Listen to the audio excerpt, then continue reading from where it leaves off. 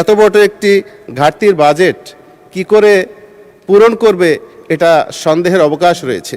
আর ঋণের কথা শুনলে আমাদের খুব ভয় লাগে। মাননীয় অর্থমন্ত্রী পেশ করেছেন এই বাজেটটা দেখে আমার কাছে মামার সেই গল্পের কথাটাই মনে পড়ল। আমি আজকে বাজেট অধিবেশনের বক্তব্যে একটা গল্প দিয়ে শুরু করতে চাই। ছোটবেলায় আমাদের গ্রামে এক দুঃসম্পর্কের মামা ছিলেন। তিনি সিদ্ধান্ত নিলেন তার বাড়ির সামনে একটি বিশাল রাজকীয় তোরণ অথবা ফটক তৈরি করবেন, যাতে পুরো ইউনিয়নে ওনার আভিজাত্য এবং বড়ত্ব প্রকাশ পায়। তিনি চমৎকার নকশায় এক বুক অহংকার নিয়ে তোরণটি বানালেন। কিন্তু বিপত্তি বাধল তখনই যখন জানা গেল এই জাঁকজমকপূর্ণ তোরণটি বানানোর জন্য মামা বাসার চাল, ডাল, আলু সব বিক্রি করে দিয়েছেন। শুধু তাই নয়, আমাদের পাড়ায় যে একটা সমিতি ছিল, সমিতি থেকে বড় অঙ্কের একটা ঋণ নিয়েছেন। মাননীয় স্পিকার, পরের দিন আমার গ্রামেরই একজন যুবক, যিনি সমবায় সমিতিতে গিয়ে ক্ষুদ্র একটু ঋণ চাইলেন, একটা খামার করবেন। কিন্তু সমিতির কর্মকর্তা জানালেন, বাবা, আমার পক্ষে তোমাকে ঋণ দেওয়া সম্ভব নয়, কারণ তোমার মামা তোরণ বানানোর জন্য সমস্ত অর্থটুকু নিয়ে গিয়েছে, আমার সিন্ধুক এখন শূন্য। মাননীয় স্পিকার, 2026-27 অর্থ বছরের বিশাল যে বাজেট আমাদের মাননীয় অর্থমন্ত্রী পেশ করেছেন, এই বাজেটটা দেখে আমার কাছে মামার সেই গল্পের কথাটাই মনে পড়ল।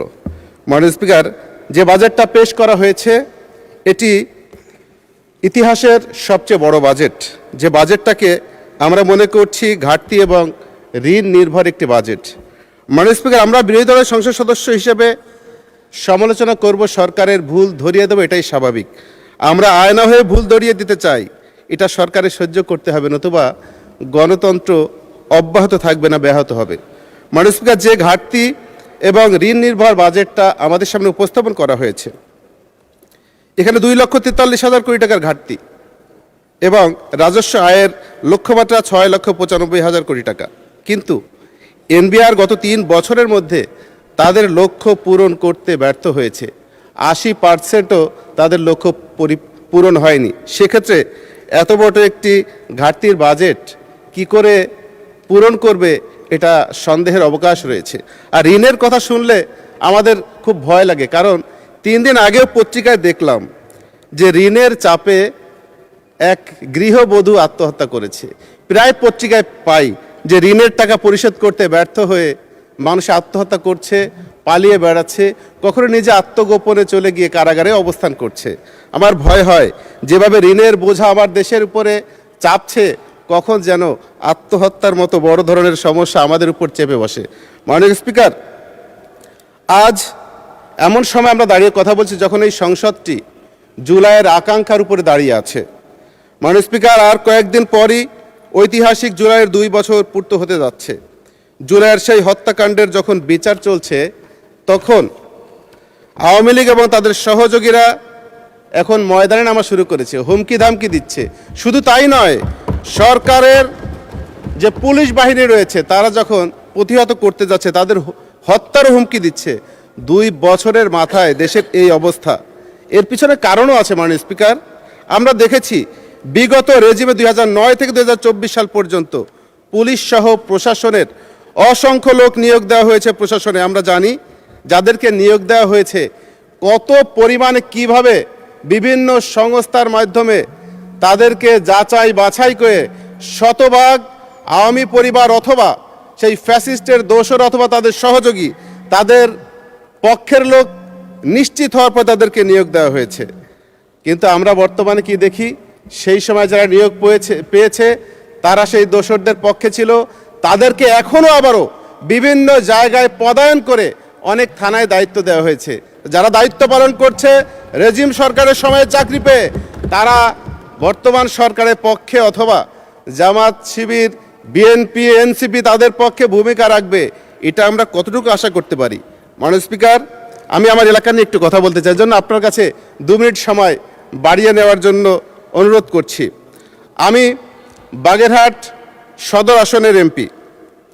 আমার এলাকায় নানান সমস্যায় জর্জরিত। এই এলাকায় দীর্ঘদিন যাবৎ শাসন করেছে ফ্যাসিস্ট সভায় রাজ পরিবার, যে কারণে এই এলাকাটা উন্নয়নের দিক থেকে একেবারেই বঞ্চিত ছিল। আমার কাছে মনে হয় যে সময় 4 দল দেশ শাসন করেছে 2001-এ,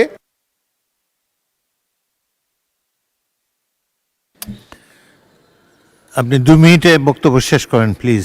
স্পিকার, যে সময় ফ্যাসিস্ট সরকার এসেছে তখন থেকেই আমার এলাকায় উন্নয়ন একদম বন্ধ হয়ে গিয়েছে। 17 বছরের মধ্যে আমরা প্রায় বলে থাকি যে 17 পয়সার উন্নয়ন আমার বাগেরহাটে কখনো আমরা দেখতে পাইনি।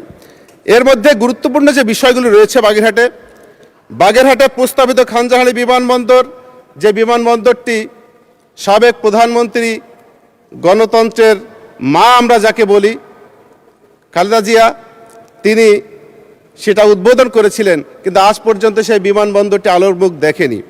এজন্য আমি অনুরোধ করছি, বিমান ও পর্যটন মন্ত্রী মহোদয়ের দৃষ্টি আকর্ষণ করছি, 80 বছর ধরে আমার বাগেরহাটে একটি রেল লাইন চালু ছিল, বাগেরহাট খুলনার রেল লাইন, কিন্তু এক অজানা কারণে সেই রেল লাইনটা বন্ধ হয়ে গিয়েছে আজ থেকে 25 বছর আগে।